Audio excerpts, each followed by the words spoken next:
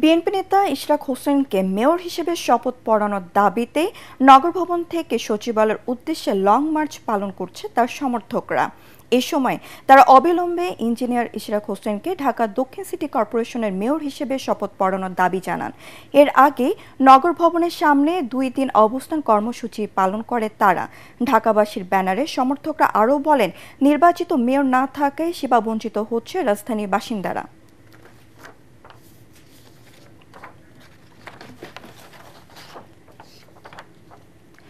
দর্শক, এই মুহূর্তে গুলিস্তানে আছেন সহকর্মী ইমদাদুল্লাহ বাবু।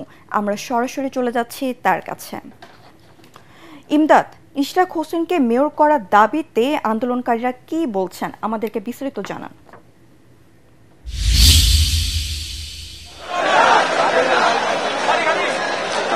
আজকে সকাল 9টা থেকে কিন্তু এই নগর ভবনের সামনে আপনি দেখতে পাচ্ছেন লোকজন জড়ো হন ঢাকাবাসী ব্যানারে।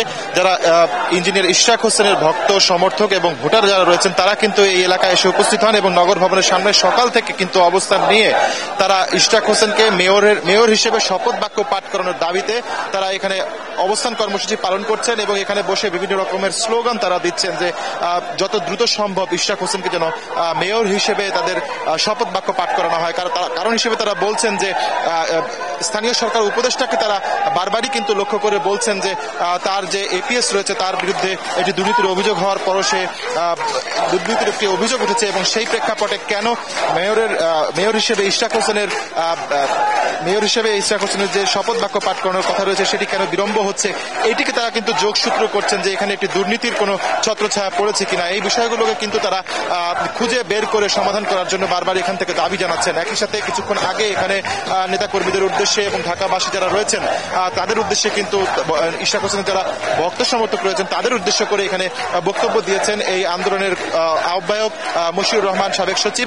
তিনি সেখানে বলেছেন যে দ্রুত তাদের ইশরাক হোসেনকে মেয়র হিসেবে শপথ বাক্য না করলে তারা আরো কঠোর কর্মসূচি ঘোষণা করবেন।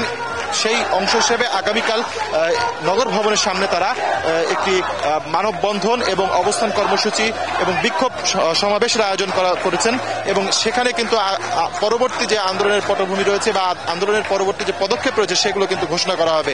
আজকে এখান থেকে একটি কমিটি অর্থাৎ 5-6 সদস্যের একটি কমিটি এখান থেকে সচিবালয়ে স্মারকলিপি দিতে যাওয়ার কথা ছিল, কিন্তু তারা আজকে এখান থেকে স্মারকলিপি দিতে যাওয়ার পথে পুলিশি বাধার সম্মুখীন হয় বলে আমাদেরকে অভিযোগ করা হয় এবং বলা হয় যে এখানে শান্তিপূর্ণ অবস্থান কর্মসূচিতে বিজিবি এবং পুলিশের সশস্ত্র উপস্থিতিতে তাদেরকে উস্কানি দেওয়ার একটি অভিযোগ এখানে যারা আছেন তারা করছেন। এখন পর্যন্ত এখানকার পরিবেশ কিন্তু আপনি দেখতে পাচ্ছেন যে সবাই কিন্তু অবস্থান করছেন। কতক্ষণ এখানে তারা অবস্থান করবেন ঠিক সেই রকম কিন্তু কোনো সুনির্দিষ্ট সময় আমাদেরকে তারা বলেননি। সেক্ষেত্রে এখানে কিন্তু একটি রাস্তাটি বন্ধ হয়ে গেছে। এই যে একটি গুরুত্বপূর্ণ সড়ক গুলিস্তান থেকে ঢাকা বিশ্ববিদ্যালয় হয়ে চলাচলের যে সড়কটি রয়েছে পুলিশ সদর দপ্তরের সামনে থেকে, এই গুরুত্বপূর্ণ সড়কটি কিন্তু বন্ধ হয়ে গেছে একেবারে। এখানে কিন্তু যান চলাচল একেবারে বন্ধ, জনভোগান্তিও কিছুটা হচ্ছে বটে। তো সবকিছু মিলে আর কি এখানকার পরিস্থিতিতে বলা চলে যে এই বিক্ষোভ কর্মসূচি শেষ না হওয়া পর্যন্ত কোন দিকে আসলে কখন এই রাস্তাটি চলাচল শুরু হবে সেটি বলা যাচ্ছে না।